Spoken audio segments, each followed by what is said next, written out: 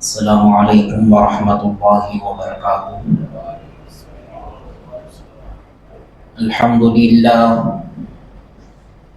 للہ رب العالمین والعاقبۃ للمتقین والصلاة والسلام علی سید الانبیاء والمرسلین وعلى آله وأصحابه الطيبين الطاهرين أشهد أن لا إله إلا الله وحده لا شريك له وأشهد أن سيدنا ونبينا ومولانا محمدا عبده ورسوله صلى الله عليه وعلى آله وأصحابه وأزواجه وذرياته وعلماء ملته وأوليائه أجمعين، أما بعد، فأعوذ بالله من الشيطان الرجيم. بسم الله الرحمن الرحيم. والضحى، صدق الله مولانا العظيم. وقال تعالى في شان حبيبه: إن الله وملائكته يصلون على النبي يا أيها الذين آمنوا صلوا عليه وسلموا تسليما. اللهم صل على سيدنا وشفيعنا ونبينا ومولانا محمد وعلى آل سيدنا محمد وبارك وسلم صلاة وسلاما عليك يا حبيبي يا رسول الله صلی اللہ تعالی علیہ وسلم۔ معزز سامعین کرام، محترم بزرگوں اور عزیز دوستوں، اللہ تبارک و تعالیٰ کا فضل احسان ہے، اس نے ہم گنہگاروں کو کالی کملی والے آقا حضور رحمت للعالمین شفیع المذنبین ارواحنا فدا مصطفیٰ صلی اللہ علیہ وسلم کا امتی بنایا۔ کرم ہے حق تعالیٰ کا، اس نے ہم گنہگاروں کو احکامات خداوندی کے تحت زندگی بسر کرنے کے لیے قرآن اور احادیث سے مالا مال فرمایا، اور آج ہم گنہگاروں کو اس کے پیارے حبیب صلی اللہ علیہ وسلم کا ذکر جمیل سننے کے لیے ہم اور آپ کو یہاں پر جمع فرمایا۔ معزز سامعین کرام، حضور علیہ الصلاۃ والسلام کی ذات اطہر، جن پر ایمان لائے بغیر کوئی مومن نہیں ہو سکتا، اور جن کو جیسا ماننا ہے اس طرح سے مانے بغیر کامل ایمان والا نہیں ہو سکتا۔ جن کو مانے گا تو ایمان والا ہوگا، جیسا ماننا ہے مکمل طریقے سے مانے گا تو جب جا کر وہ کامل ایمان والا ہو سکتا ہے۔ اسی لیے قرآن اور احادیث کے اندر حضور علیہ الصلاۃ والسلام کو اللہ نے جن جن خوبیوں سے، جن جن کمالات سے اللہ نے مالا مال کیا، وہ ہر باتوں کو قرآن اور احادیث کے اندر ذکر کر دیا گیا۔ یعنی حضور علیہ السلام کی ایک ایک ادا بھی آج محفوظ ہے کتابوں کے اندر،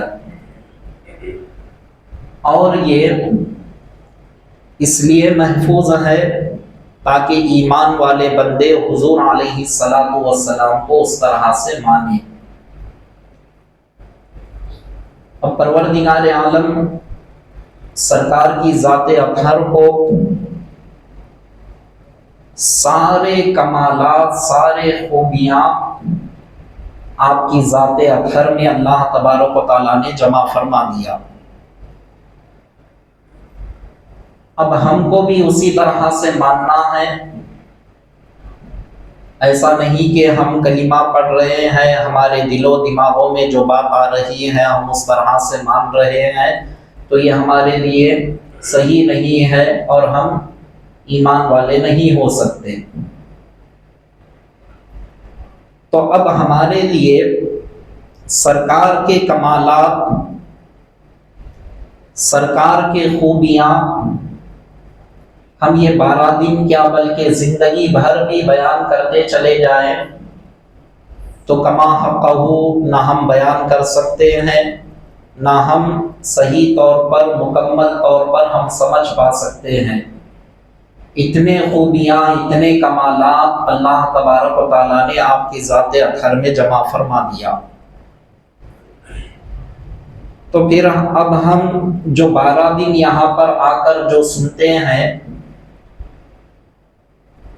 ہمارے ایمان کو مضبوط کرنے کے لیے اور ہمارے عقائد کی اصلاح کرنے کے لیے اور ہمارا جو قلبی تعلق ہے سرکار سے وہ مضبوط ہونے کے لیے، ہم یہاں پر آ کر بیانات کو سن کر ان چیزوں میں ہمارے اندر ترقی لانے کے لیے تمام چیزیں ہم کرتے ہیں۔ اور بے شمار فضائل و کمالات میں سے ایک پہلو پر بھی اگر گفتگو کرتے رہے کما حقہ، مکمل طور پر ہم نہیں کر پائیں گے۔ اتنے بے شمار اللہ نے کمالات آپ کے اندر رکھ دیا ہے۔ اب ان میں سے آج ہم صرف اور صرف حضور علیہ الصلاۃ والسلام کے حسن و جمال سے متعلق چند باتیں تبرکاً آج ہم سننے کی سعادت حاصل کریں گے۔ ایک مرتبہ نبی اور آل نبی پر باواز بلند درود پاک پڑھ لیجئے۔ اللہم صلی علی سیدنا و شفیعنا و نبینا و مولانا محمد وعلی آل سیدنا محمد و بارک وسلم۔ پروردگار عالم حضور علیہ الصلاۃ والسلام کی ذات اطہر کو اتنا حسن و جمال والا بنایا ہے، یعنی اتنا اور آسانی کے ساتھ آپ کے سامنے بیان کیا جائے تو اتنا خوبصورت، اتنا نورانی اللہ نے مصطفیٰ کو بنایا ہے کہ کائنات میں آپ جیسا کسی کو حسن و جمال اللہ نے عطا نہیں کیا۔ ساری کائنات میں اتنا حسن و جمال اللہ نے مصطفیٰ کی ذات اطہر میں رکھ دیا ہے۔ تو اب ہم کلمہ پڑھنے کے بعد سرکار کا حسن و جمال ایسا ہے ہم کو ماننا چاہیے، تب جا کر ہم ایمان والے ہو سکتے ہیں۔ اگر ہم ایک طرف سے کلمہ پڑھ رہے ہیں، ایک طرف سے یہ کہہ رہے ہیں کہ سرکار تو عالم صلی اللہ علیہ وسلم معاذ اللہ وہ کیا تھے، ایک انسان تھے، آئے دنیا میں چلے گئے، ایک پوسٹ مین کی طرح تھے، ایک ڈاکیا کی طرح تھے، آئے چلے گئے معاذ اللہ، اس طرح سے اگر کوئی عقیدہ رکھتا ہے، ایک میسنجر صرف اسی حد تک عقیدہ رکھتا ہے تو وہ ایمان والا نہیں ہو سکتا۔ قرآن اور احادیث میں جو ذکر ہے اس طرح سے ماننا ہمارے لیے ضروری ہے۔ تو مصطفیٰ کو اللہ نے ایسا حسن و جمال عطا کیا، کائنات میں آپ جیسا حسن و جمال کسی پیغمبر کو بھی اللہ نے عطا نہیں فرمایا۔ قرآن کریم کے اندر اللہ تبارک و تعالیٰ حسن یوسف کے تذکرے کو اللہ تبارک و تعالیٰ نے کیا۔ اللہ نے بہت حسن آپ کو عطا فرمایا، بہت خوبصورت حضرت یوسف علیہ السلام کو بنایا، اس میں کوئی شک نہیں ہے۔ اللہ تبارک و تعالیٰ ان کے حسن کے چرچے کرتے ہوئے بیان فرما رہا ہے۔ سارا واقعہ سورہ یوسف کے اندر اللہ تبارک و تعالیٰ بیان کرتے ہوئے کہہ رہا ہے اللہ نے ان کو وہ حسن و جمال دیا کہ جب مصر کی عورتیں اپنے ہاتھ میں چھری اور پھل لے کر جب بیٹھی تھی اور حضرت زلیخا نے یہ کہا کہ جب میرے یوسف یہاں سے گزرے جب تم اپنے پھل کو کاٹنا، تو ساری عورتیں یوسف علیہ السلام کے حسن کو تکتے رہ گئی، اور اس میں قرآن کہہ رہا ہے فَقَطَّعْنَا أَيْدِيَهُنَّ، تو وہ پھل کاٹنے کے بجائے اپنے انگلیوں کو کاٹ لی۔ انہیں محسوس نہیں ہوا، یعنی اتنا حسین نظارہ وہ دیکھ رہی تھی، اتنا حسن ان کے اندر دیکھ رہی تھی، اپنے انگلیاں کٹ گئے، خون بہنے لگا انگلیوں سے، ان کو محسوس نہیں ہوا۔ تو اتنا حسن و جمال آپ کو اللہ تبارک و تعالیٰ نے عطا کیا، لیکن جب مصطفیٰ کے حسن و جمال کی بات آتی ہے تو حضرت یوسف علیہ السلام کا حسن بھی پھیکا پڑ جاتا ہے۔ بے شک اللہ نے آپ کو نوازا ہے، لیکن وہ حسن بھی اگر دیکھا جائے، سیرت اٹھا کر، کتابیں اٹھا کر دیکھا جائے، تو وہ بھی مصطفیٰ کے حسن کی خیرات ہے جو آپ کو ملی ہے۔ آپ مول صاحب سے سن رہے ہیں سیرت النبی صلی اللہ علیہ وسلم، اللہ نے ساری کائنات کو کیسے بنایا؟ مصطفیٰ کے نور سے بنایا۔ اب وہ نور سے کیسے ایک ایک حصے سے اللہ تبارک و تعالیٰ نے کیسا پروردگار عالم کائنات کو بنایا، لوح کو، قلم کو، کرسی کو، عرش کو، پھر اس کے بعد پھر اس کے حصے، یہ تمام چیزیں آپ سن رہے ہیں۔ تو یہ ساری کائنات مصطفیٰ کے نور سے اللہ تبارک و تعالیٰ نے بنایا۔ تو اب یوسف علیہ السلام کے اندر کا حسن کیا ہوا؟ مصطفیٰ کے نور کی خیرات بنی۔ اب جب مصطفیٰ کے نور کی خیرات جب بنی ہے تو اندازہ لگائے اللہ نے مصطفیٰ کے نور سے حصوں میں سے حصے، پھر حصے، پھر حصے، پھر ایک حصے، پھر اس کے اندر سے وہ حصے سے یہ حسن و جمال اللہ تبارک و تعالیٰ نے جب عطا فرمایا تو غور کرے، جب ایک حصے کے حسن کا کمال یہ ہے تو جن کو سراپا اللہ نے نور بنایا تو ان کے حسن و جمال کا عالم کیا ہوگا۔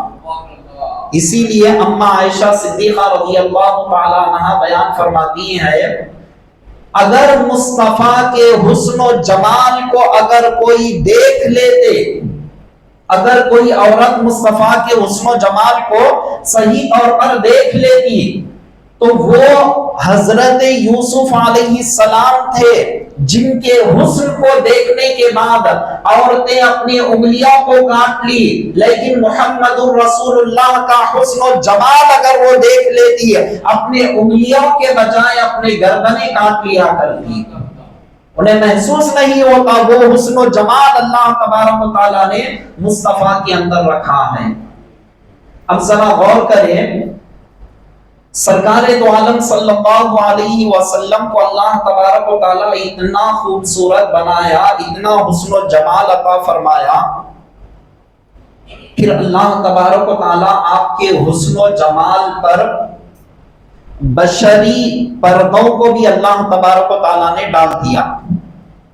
اگر مکمل طور پر سرکار کا حسن و جمال ظاہر ہو جاتا تو یہ آنکھ کے اندر وہ سکت نہیں ہوتی کہ مصطفیٰ کے حسن و جمال کو مکمل دیکھ سکے۔ اسی لیے بخاری شریف کے اندر حدیث پاک ہے، حضرت برا بن عازب اور پھر دیگر صحابہ کرام کا یہ قول ہے، صحابی رسول بیان فرماتے ہیں، بخاری شریف کی حدیث پاک کے اندر ہے، میرے نزدیک سب سے زیادہ محبوب، کائنات میں سب سے زیادہ میرے پاس محبوب کون ہے؟ سرکار کی ذات اطہر ہے۔ پھر اس کے بعد آپ بیان فرما رہے ہیں، مصطفیٰ کے حسن و جمال سے زیادہ عظمت و رفعت والے اور حسن و جمال والے میں نے کسی کو نہیں دیکھا۔ عظمت و جلال مصطفیٰ کی اتنی ہے کہ میں نے آپ جیسے عظمت و جلال والوں کو میں نے کسی کو نہیں دیکھا۔ اس کے بعد آپ بیان فرما رہے ہیں اگر کوئی مجھ سے پوچھے کہ مصطفیٰ کا حسن و جمال کیسا تھا تو میں مکمل طور پر نہیں بتا پاؤں گا۔ کیوں؟ وجہ کیا ہے؟ تو آپ بیان فرماتے ہیں مصطفیٰ کی عظمت و شان کی وجہ سے میں مکمل طور پر حضور علیہ السلام کے چہرے انور کو نہیں دیکھ پایا۔ تو جب میں نہیں دیکھ پایا تو اگر کوئی آ کر مجھ سے پوچھے مصطفیٰ کا حسن و جمال کیسا تھا تو میں مکمل طور پر بیان نہیں کروں گا، اس لیے کہ میں نے مکمل طور پر دیکھا نہیں۔ تو پتہ کیا چلا کہ کتنے زیادہ حسن و جمال والے حضور علیہ السلام کو اللہ نے بنایا ہے، اس سے ہم اندازہ لگا سکتے ہیں۔ اور روایتیں ایک دو نہیں کئی روایتیں ہیں جس میں حضور علیہ السلام کے حسن و جمال کا ذکر محفوظ ہے۔ سرکار دو عالم صلی اللہ علیہ وسلم ابھی گہوارے میں ہے، بچپن کا عالم ہے۔ حلیمہ سعدیہ رضی اللہ تعالی عنہا بیان فرماتی ہے میں جب یہ بچے کو جھولے میں نے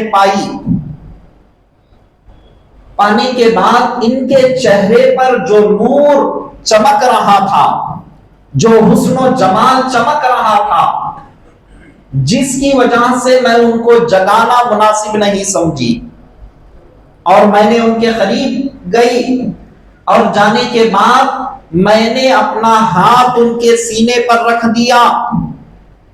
رکھنے کے بعد حضور علیہ السلام اپنی نورانی آنکھوں کو کھول کر مجھے دیکھ کر مسکرائے، اور مسکرانے کے بعد حلیمہ سعدیہ رضی اللہ تعالی عنہ بیان فرماتی ہے اس کے بعد حضور علیہ السلام کے نورانی آنکھوں سے ایک ایسا نور نکلا کہ وہ نور آسمان کی طرف بلند ہوا، اور بلند ہونے کے بعد آسمان کی طرف بلند ہوتے ہوئے سارا آسمان روشن دکھائی دینے لگا۔ تو ایک ایسا نور نکلا کہ جس کی وجہ سے آسمان روشن ہو گیا۔ ایسا نور بچپن کے عالم میں حضور علیہ السلام سے ظاہر ہو رہا تھا۔ تو کیا نور والا اللہ تبارک و تعالیٰ نے مصطفیٰ کو بنایا ہے کہ ہم اندازہ نہیں لگا سکتے۔ اور یہ کیفیت حضور علیہ السلام کی نورانی کیفیت کے اندر تبدیلی آتی تھی، یعنی جب حضور علیہ السلام کا نور مبارک کبھی کبھی ایسا معلوم ہوتا ہے کہ چاند پھیکا پڑ جاتا ہے، یہ صحابہ کرام کی اقوال ہے کہ چاند پھیکا نظر آتا ہے۔ حضرت جابر بن سمرہ رضی اللہ تعالیٰ عنہ بیان فرماتے ہیں کہ میں 14ویں رات کے چاند کو دیکھ رہا تھا کہ آسمان پر 14ویں رات کا چاند کیسا ہوتا ہے؟ مکمل ہوتا ہے، آسمان پر پوری روشنائی سے روشن کرتا ہوا آسمان کو نظر آتا ہے۔ تو میں اس رات حضور علیہ السلام کے پاس تھا۔ سرکار دو عالم صلی اللہ علیہ وسلم ایک سرخ دھاری دار چادر زیب تن کیے ہوئے تھے، یعنی ایک چادر مبارک کو حضور علیہ السلام اوپر سے ڈالے ہوئے تھے۔ تو میں سرکار دو عالم صلی اللہ علیہ وسلم کے چہرے مبارک کو دیکھا کہ اتنا حسن و جمال سرکار کے چہرے سے میں چمک رہا ہے کہ میں حسن و جمال کو جب دیکھا تو پھر اس کے بعد ایک نظر اٹھا کر میں آسمان کی طرف دیکھا۔ آسمان پر 14ویں رات کا چاند چمک رہا ہے، اور میں کبھی آسمان کے چاند کو دیکھتا اور کبھی زمین کے چاند کو دیکھتا، کبھی آسمان کے چاند کو دیکھتا، کبھی زمین کے چاند کو دیکھتا۔ پھر اس کے بعد آپ بیان فرماتے ہیں کہ آسمان کے چاند سے کئی گنا زیادہ یہ زمین پر جو چاند ہے ان کا چہرے مبارک چمک رہا ہے۔ آپ یہ کیفیت کو بیان فرما رہے ہیں. احادیث کے اندر موجود ہے کہ کئی گنا زیادہ مصطفیٰ کے چہرے انور پر حسن و جمال پایا جا رہا ہے. تو آپ اندازہ لگائے عزیزان محترم، آپ چاند کو دیکھیں گے، ساری کائنات تو آپ ہی کے نور سے بنی ہوئی ہے. ابھی جیسا کہ آپ نے سنا، تو اب چاند کے اندر آپ غور کر کر دیکھیں گے، اس میں ایک لکیر بیچ میں نظر آنے لگتی ہے، کچھ دھبا آپ کو نظر آنے لگتا ہے. اور وہ دھبا بھی کب کا ہے، کب اس طرح سے ہوا؟ حضور علیہ السلام اپنی انگلی مبارک سے اشارہ کرتے ہیں تو چاند دو ٹکڑے ہو جاتا ہے. تو اب پھر جب اشارہ کیے تو وہی دو ٹکڑے جو چاند ہوا تو وہ چاند مل گیا، تو تب سے وہ لکیر اس کے اندر پائی جاتی ہے. تو ایک عیب کی طرح اس کے اندر نظر آنے لگتا ہے، یعنی وہ ایک دھبے کی طرح نظر آنے لگتا ہے. لیکن مصطفیٰ جان رحمت صلی اللہ علیہ وسلم کا چہرہ سارے عیوب سے پاک ہے اور ایسا نورانی ہے کہ کئی چاند آپ کے چہرے انور پر فدا ہے. ایسا نورانی چہرہ اللہ تبارک و تعالیٰ نے آپ کو عطا فرمایا. اسی لیے قرآن کریم کے اندر چہرے والضحیٰ کی قسم پروردگار عالم نے کھایا ہے.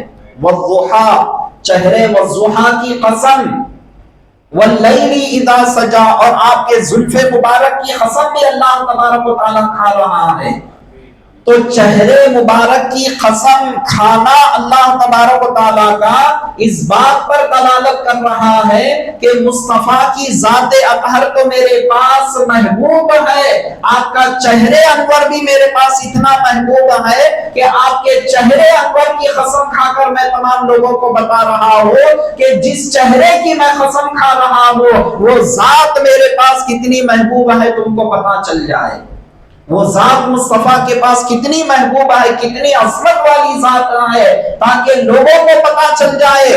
اور یہ رسول کوئی معمولی رسول نہیں ہے، ایسے عظمت و شان والے رسول ہے اللہ تعالیٰ جن کے چہرے کی قسم کلام مقدس میں کھا رہا ہے. تو ایسا اللہ تبارک و تعالیٰ نے مصطفیٰ کو حسن و جمال عطا فرمایا.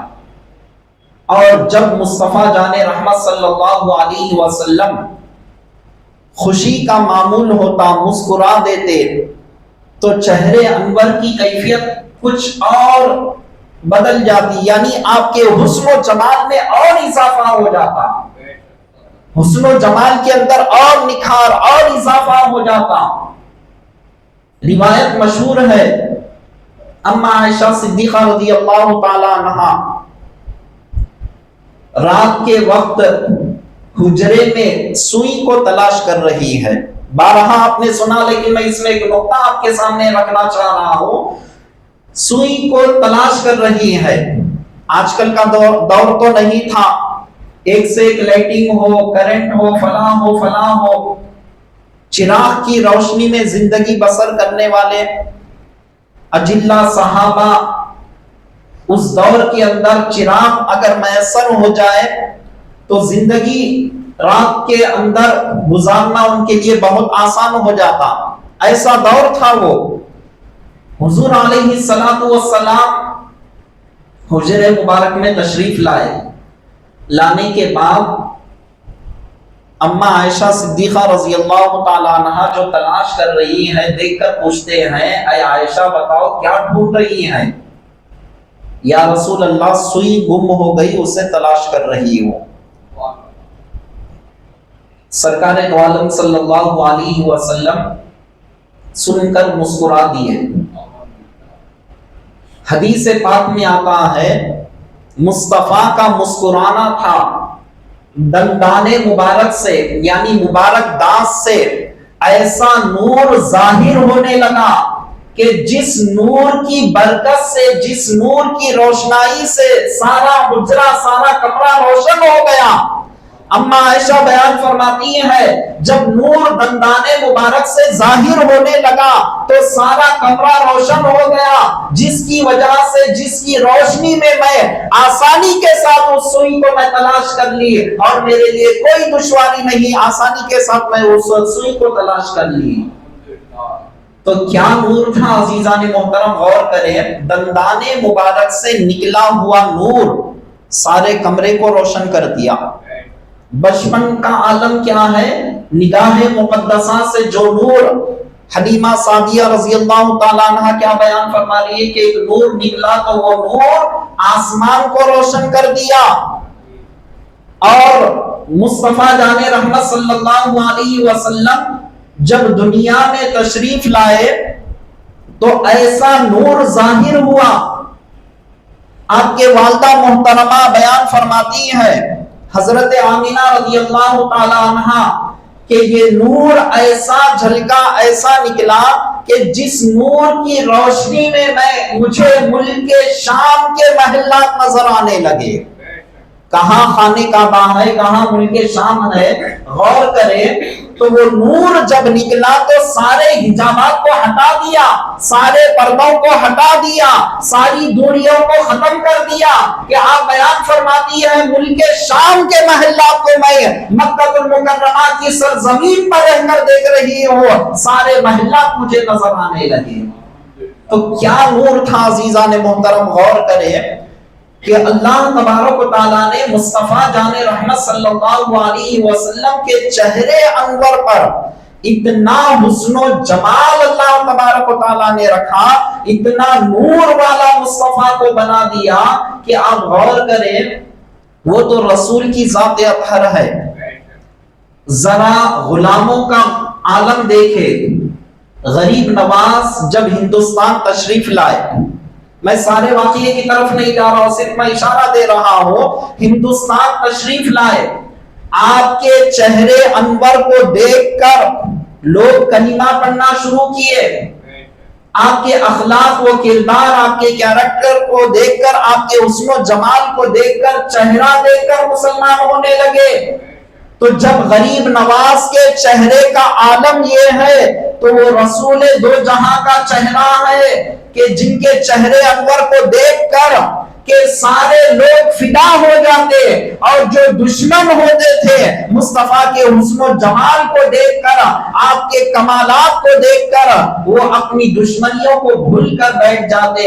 ایسا معلوم ہوتا کہ وہ جب آتے ہیں تو ہم سرکار کے چاہنے والے ہیں، وہ دشمن کٹر سے کٹر دشمن جب آتا تو اس کی کیفیت یہ ہو جاتی کہ وہ اتنے حسن و جمال والے سرکار نظر آ رہے ہیں۔ عزیزان محترم غور کرے کہ آپ کے حسن و جمال کا کیا عالم تھا۔ سرکار دو عالم صلی اللہ علیہ وسلم ایک مرتبہ باہر تشریف لائے، ایک قافلہ جا رہا تھا جس میں کئی اونٹ تھے، اس میں سے ایک اونٹ حضور علیہ السلام کو پسند آ گیا۔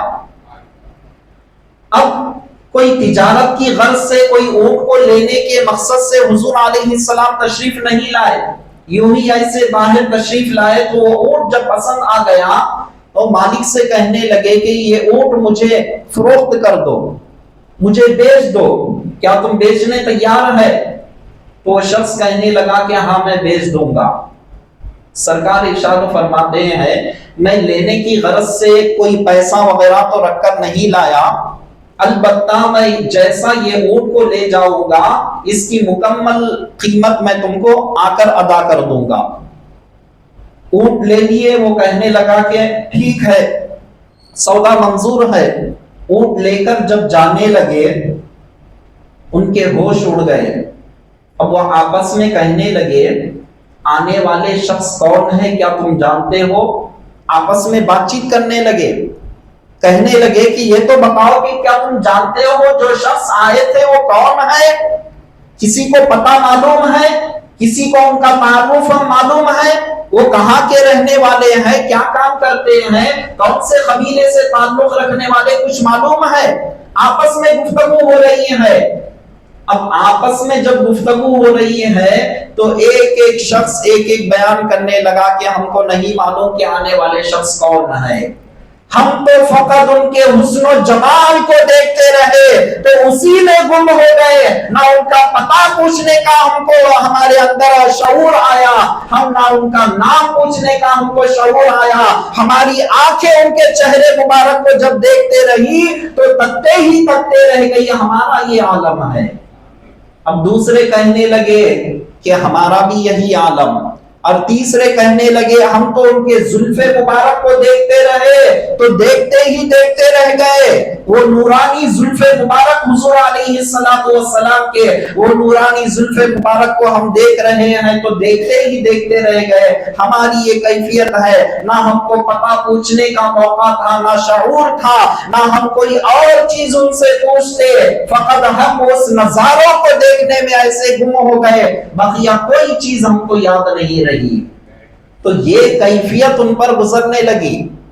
آپس میں جب حضور علیہ السلام تشریف لے گئے تو یہ سارے مل کر جب بات کرنے لگے کہ کیا حسن و جمال والے تھے، جب وہ گفتگو کر رہے تھے، ان کی گفتگو کو جب ہم دیکھ رہے تھے کہ آپ کے منہ مبارک سے ایسا معلوم ہو رہا ہے گویا کہ ایک موتی آپ کے منہ مبارک سے جھڑ رہے ہیں، موتیاں گر رہی ہیں، ایسا معلوم ہو رہا ہے کوئی حسن و جمال کا تذکرہ کر رہا ہے، کوئی مصطفیٰ کی گفتار کا تذکرہ کر رہا ہے، کوئی مصطفیٰ کے زلف مبارک کا تذکرہ کر رہا ہے۔ تو غرض کے سارے مجمع کے اندر، وہ حافلے کے اندر مصطفیٰ کے حسن و جمال کے چرچے ہونے لگے۔ تو کیا چرچے تھے عزیزان محترم، غور کریں۔ اللہ تبارک و تعالیٰ نے سرکار دو عالم صلی اللہ علیہ وسلم کو کیسا حسن و جمال والا بنایا ہے، ہم اندازہ ہی نہیں لگا سکتے۔ اور جنہوں نے بغیر پردے کے، یعنی جب وہ حجابات ہٹے تو جو حسن و جمال ہے جو دیکھے تو وہ اپنے اپنے طور پر بیان کرنے لگے، کما حقہ، مکمل طور پر کسی نے بیان بھی نہیں کیا۔ آپ دیکھیں حضور علیہ السلام ایک عاشق رسول کا تذکرہ کیا کرتے تھے، اویس قرنی رضی اللہ تعالیٰ عنہ۔ بارہا اپنے واقعے کو سنا، آپ کے والدہ کی خدمت کرنے کی وجہ سے، والدہ کے پاس کوئی اور موجود نہیں، خدمت کر رہے تھے، جس کی وجہ سے آپ کو سرکار کے پاس آنا نصیب نہیں ہوا۔ حالانکہ بہت ایسے عاشق رسول تھے، خواب میں تو کئی مرتبہ حضور کا دیدار آپ نے کر لیا، لیکن صحبت میں جانے کے لیے آپ کو کیا چیز آڑ تھی کہ والدہ کی خدمت ان کی کرنا تھا۔ اب والدہ کو چھوڑ کر نہیں جا سکتے، اور اگر چلے جائیں گے تو کہیں رسول مکرم ناراض تو نہ ہو جائے، اپنے والدہ کو ایسا ہی چھوڑ کر کیوں آ گئے۔ لیکن مصطفیٰ اپنی مجلس میں وہ عاشق رسول کا تذکرہ کیا کرتے تھے، اور سرکار دو عالم صلی اللہ علیہ وسلم وصال مبارک سے پہلے بیان فرماتے ہیں، قرن کے مقام پر میرا ایک عاشق ہے، وہ اپنی والدہ کی خدمت کرتے رہا، میرے پاس نہیں آ سکا، یہی وجہ ہے ورنہ وہ میرے پاس دوڑے دوڑے چلے آتا۔ لیکن میرے وصال کے بعد یہ میرا خمیس، یہ جبے مبارک حضور علیہ السلام بیان فرماتے ہیں تم لے جا کر میری طرف سے تحفہ انہیں پیش کر دینا۔ سرکار تحفہ پیش کر رہے ہیں اور کہتے ہیں ان سے جا کر اپنے لیے دعا کروا لینا، اور میری امت کے لیے بھی ان سے دعا کروانا، اگر وہ دعا کر دے تو اللہ تعالیٰ ان کی دعا کو قبول فرما لیتا ہے۔ تو اس سے پتا کیا چلا، نیک لوگوں سے دعاؤں کی درخواست کرنا یہ کوئی بدعت معاذ اللہ نہیں ہے، یہ کوئی اور برا کام نہیں ہے، یہ خود حضور علیہ السلام کے قول مبارک سے یہ معلوم ہو رہا ہے کہ ایسا دعا کروانا کوئی ناجائز نہیں ہے، بلکہ حضور علیہ السلام کا قول، آپ کا عمل اور آپ کا صحابہ کو کہنا کہ تم جا کر دعا کروا دو، یہ خود سرکار سے ثابت ہے۔ اب وصال مبارک کے بعد وصیت کے مطابق سرکار دو عالم صلی اللہ علیہ وسلم کا وہ جبے مبارک فاروق اعظم اور علی مرتضی کرم اللہ وجہ الکریم رضی اللہ عنہما دونوں لے کر قرن مقام پر پہنچتے ہیں۔ پہنچنے کے بعد یہاں پر ایک عاشق رہتا ہے اویس، جس کا نام ہے وہ کہاں ملے گا؟ بہرحال دریافت کیے، دریافت کرنے کے بعد ان کی خدمت میں پہنچ گئے، سرکار کا سلام پیش کرتے ہیں، اور پیش کرنے کے بعد کہتے ہیں حبیب پاک صلی اللہ علیہ وسلم تحفے میں اپنا جبے مبارک تمہیں عطا کیے، اور اس کے بعد دعاؤں کی درخواست، جیسا حضور علیہ السلام بیان فرمائے دعاؤں کی درخواست کرتے ہیں، امت کے لیے بھی دعا کی درخواست کرتے ہیں۔ اویس قرنی رضی اللہ تعالیٰ عنہ ایک سوال ان سے کرتے ہیں، اے فاروق اعظم، اے علی مرتضی، مجھے ایک چیز بتا دو، کیا آپ نے حضور علیہ السلام کو دیکھا ہے؟ سوال دیکھیں عزیزان محترم، صحبت میں رہ رہے ہیں، ہر آن ہر گھڑی صحبت میں رہ رہے ہیں، سرکار کا دیدار کر رہے ہیں، زبان مبارک سے نکلے ہوئے الفاظ کو غور سے سن رہے ہیں، جن کے لیے بڑی بڑی بشارتیں مصطفیٰ دے رہے ہیں۔ جنتی کو دیکھنا ہو تو فاروق اعظم کو دیکھو، جنتی کو دیکھنا ہو تو علی مرتضیٰ کو دیکھو، علی میرے بھائی ہے، اتنی فضیلتیں احادیث کے اندر بھرپور ہے ان لوگوں کے تعلق سے۔ سوال کر رہے ہیں کیا تم نے رسول اللہ کو دیکھا ہے؟ فوری جواب دیتے ہیں ہاں ہم نے رسول اللہ کو دیکھا ہے۔ آپ کیا جواب دے رہے ہیں؟ تم نے جو رسول کو دیکھا ہے وہ رسول کے ایک پرتو کو دیکھا ہے۔ کیا مطلب؟ آپ یہ بیان فرما رہے ہیں حقیقت محمد الرسول اللہ کچھ الگ ہی ہے۔ آپ کے چہرے انور پر کئی ایسے حجابات ہیں، نورانی پردے ہیں، جس کی وجہ سے حقیقت کو نہیں دیکھ سکتے۔ تم نے جو دیدار کیا، تم نے جو دیکھا، وہ حقیقت میں جتنے پردے ہیں اگر وہ ہٹ جاتے تو نہیں دیکھ پاتے، لیکن جو تم نے جو دیدار کیا ہے وہ ایک پردوں کو تم نے دیکھا ہے، اس کے علاوہ کچھ نہیں ہے۔ تو اندازہ لگائے کہ اویس قرنی رضی اللہ تعالیٰ عنہ کا جو جواب تھا، یہ جواب سننے کے بعد کچھ دیر کے لیے سکتے میں پڑ گئے کہ کیا مصطفیٰ کا حسن و جمال ہوگا۔ اور غور کرے جب اویس قرنی رضی اللہ تعالیٰ عنہ جب اتنا بڑا سوال جب ان سے کر رہے ہیں تو ذرا اندازہ لگائے تو سرکار اپنا کن کن پردوں کو ہٹا کر ان کو جلوہ دکھائے ہوں گے، تبھی تو ان کے ذہن میں یہ سوال پیدا ہوا ہوگا، تبھی تو ان کے ذہن میں یہ خیال پیدا ہوا ہوگا۔ رسول اللہ کا حسن و جمال تو بہت اعلیٰ ہے، بہت کمال والے ہیں، تبھی تو یہ سوال عرض کیے ہوں گے۔ تو سرکار اپنے عاشق کو کیسا نورانی جلوہ دکھائے ہوں گے، ہم اس کا اندازہ نہیں لگا سکتے۔ اسی لیے عزیزان محترم، شاہ عبدالحق محدث دہلوی رحمۃ اللہ علیہ ہندوستان کے بہت بڑے محدث ہیں، جن کو ہر کوئی مانتا ہے۔ آپ کے والد بزرگوار عبد الرحیم جن کا نام آتا ہے، انہوں نے رسول اللہ صلی اللہ علیہ وسلم کو خواب میں دیکھا۔ دیکھنے کے بعد عرض کرتے ہیں یا رسول اللہ، وہ حضرت یوسف تھے جن کے حسن کو دیکھ کر مصر کی عورتیں اپنی انگلیوں کو کاٹ لی۔ یا رسول اللہ، آپ کا حسن و جمال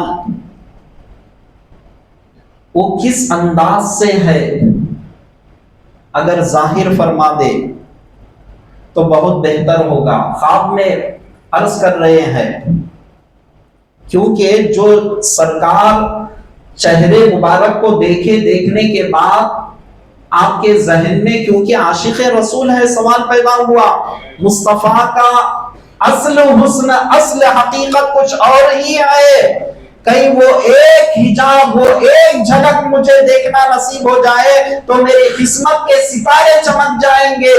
اسی لیے آپ کہنے لگے کہ وہ حسن و جمال کیا ہے، پوچھنے لگے خواب میں۔